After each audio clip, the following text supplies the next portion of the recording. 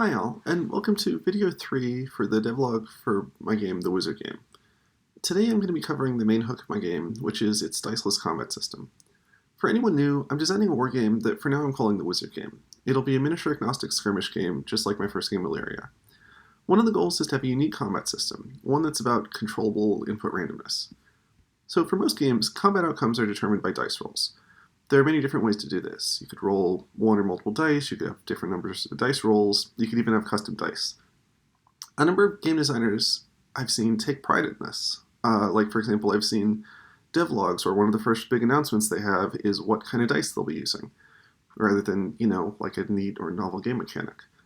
I guess that using a D8 counts as a hook for some people.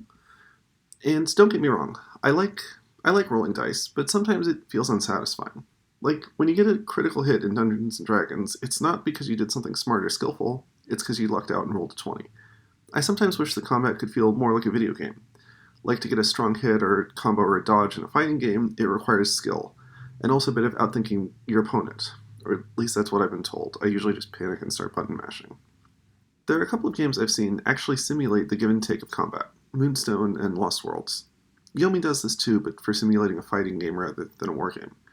In these games, the way attacking works is that you and your opponent secretly pick attacks, you reveal them, and it has an effect. For example, in Lost Worlds, if your wizard ducks and the hobgoblin he's fighting does a downward smash, then your wizard gets slammed for 12 damage.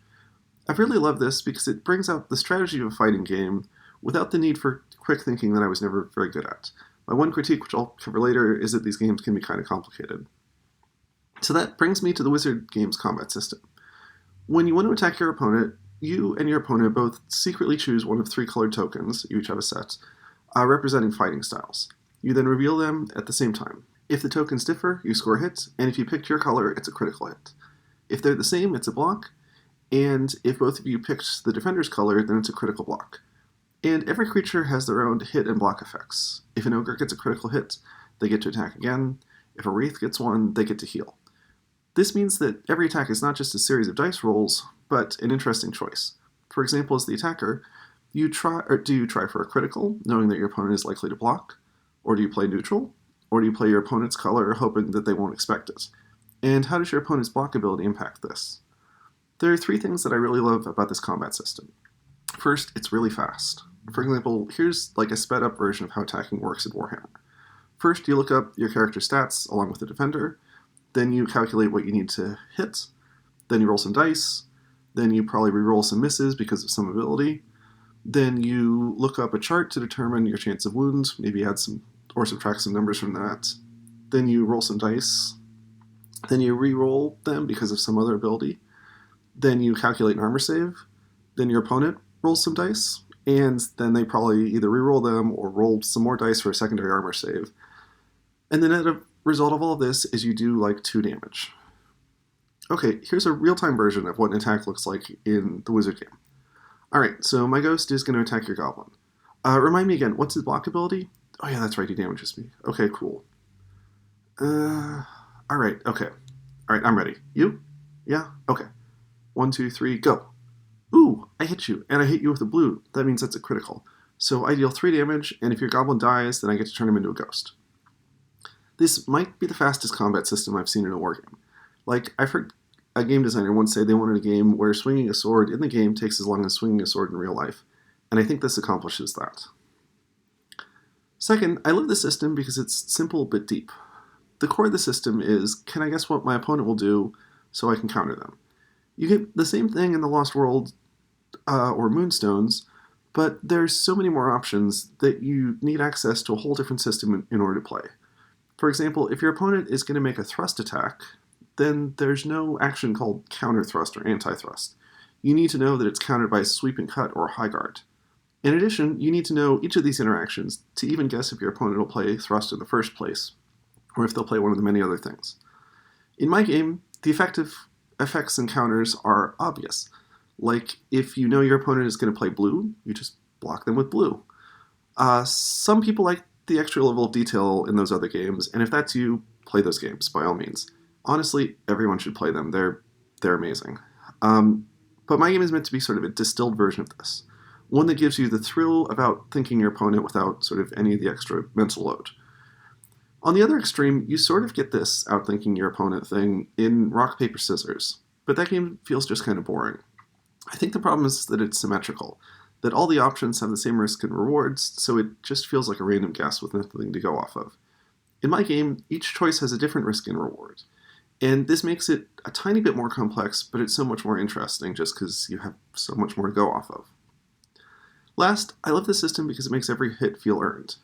Like, if I lose in a game because I rolled a 1 at a critical moment, that kind of stinks. If I lose in a game because I played white when my opponent played blue, then I don't really have anyone to blame but myself. And better yet, it means that my whiny friends can't complain that I only beat them because I somehow only rolled dice better than they did. Okay, I lied. I actually have like a fourth postscript reason why I love this system. It's kind of personal, but yeah. So I have a good friend that I've playtested this a ton. He has a really great sense of humor, and like me, he's kind of an overthinker. If one of us is taking too long to pick a token, we'll start messing with each other, like saying things like, well, your critical is so strong that I'm definitely going to block that. Or maybe I'm just saying that because I'm actually going to block neutral. This kind of thing is just, it's good for a laugh, and it's just this fun little thing that's really unique to this system and this friend. It just kind of makes the game for me. I kind of hope other people experience this too. Okay, so the system is neat, and it has some interesting design challenges. It's so different that many mechanisms from other games won't work. Like, I can't have a -1 penalty to hit anymore, and I tried the equivalent of a reroll, but it just felt wrong. So I get to try weird stuff that can't exist in other games. For example, I tried having a defensive ability where the attacker needs to reveal one of their tokens that they aren't using to give the defender more information. This felt neat until I did some math and realized that there was a pretty optimal solution, that the attacker should just always reveal the defender's color. So I scrapped that and I found a better version of it, something I'll talk about in future videos. There are two particular interesting design problems I wanted to highlight: critical blocks and critical hits. First, the critical block has kind of a design paradox to it. Basically, a critical block only happens if both the attacker and defender pick the defender's token. And this should be rare since it means the attacker took a risk and the defender picked a block that should rarely work. So getting a critical block is a big deal, and I want it to feel epic. But the problem is, the more amazing it is, the less likely the attacker is to risk playing the defender's color, and so the less likely they'll happen. So the paradox is really that I want them to feel epic, but I want them to happen semi-regularly, and that the more epic they feel, the rarer they'll be.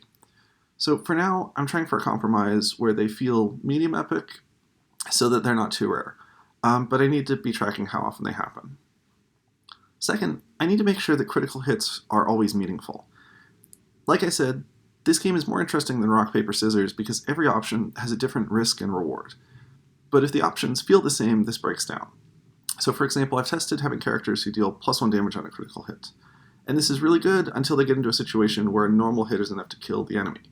In those cases, a critical hit and a normal hit have the exact same outcome. And especially if the critical block isn't too strong or doesn't seem like it matters, then combat sort of devolves into that less interesting game. So I've needed to find critical hit effects that will almost always matter. And that's where I am right now. I'm really liking the core combat system and sort of the core part of this game, and now I'm figuring out how to add all the details and build abilities around it. So thank you so much for watching, Happy New Year, and happy game designing.